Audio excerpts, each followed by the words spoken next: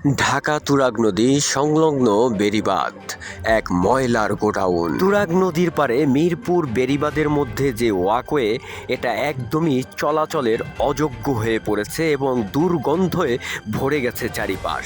অত্র এলাকায় দেখার মতো যেন কেউ নেই। মিরপুর শহরটা এখন যেন অভিভাবক বিহীন হয়ে পড়েছে, যেন এই মিরপুর বেড়িবাঁধের আশেপাশে কোনো অভিভাবক নেই। মিরপুর বেড়িবাঁধ ওয়াকওয়ে এবং কাউন্দিয়া ইউনিয়ন ওয়াকওয়ের মধ্যে অনেক কিশোর গ্যাংদের আনাগোনা বেড়ে গিয়েছে। প্রিয় বন্ধুরা, পৃথিবীটা এখন অনেক দুর্বল হয়ে গেছে। অধিকাংশ মানুষ যেন মানুষ নেই, অমানুষের মতো হয়ে গেছে। জায়গায় জায়গায় ময়লা পড়ে থাকা এটা তো খুব স্বাভাবিক বিষয়। দেশের আনাচে কোনাচে ধর্ষণের সংখ্যা অনেক বেশি বৃদ্ধি পেয়ে গেছে। আখিরি শেষ জামানার একদম শেষ পর্যায়ে চলে এসেছে। আজকে বিবেকের কাছে প্রশ্ন করে দেখুন, আপনি নিজে সঠিক পথে আছেন? আমাদের মধ্যে অধিকাংশ মানুষই সঠিক পথে নেই, বরং অধিকাংশ মানুষ এখন ভণ্ড হয়ে গেছে।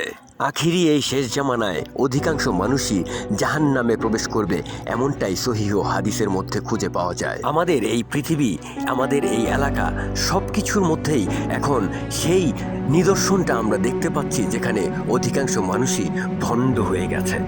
আমরা নিজেরাই আজ নিজেদের বিবেকের কাছে ধরা খেয়ে আছি। আমাদের আশেপাশে ময়লা আবর্জনার মতো আমাদের মনগুলো ময়লা আবর্জনায় ভরে যাচ্ছে না তো?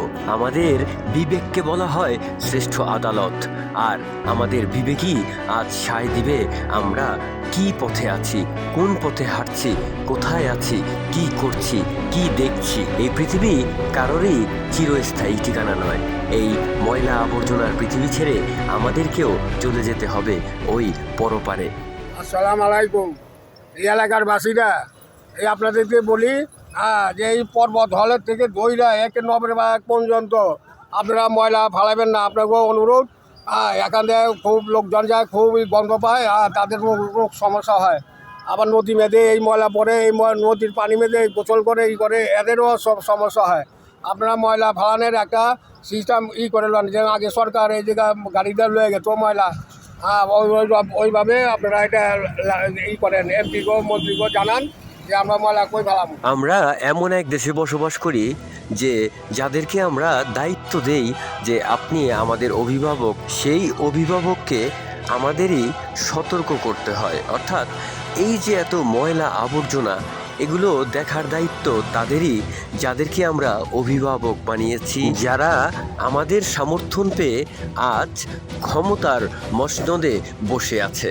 প্রত্যেকটা নাগরিকের অধিকার আছে যার যার নিজের প্রয়োজন তুলে ধরা, আর প্রত্যেকটা প্রজার প্রয়োজন মিটানো একজন রাজার দায়িত্ব ও কর্তব্য।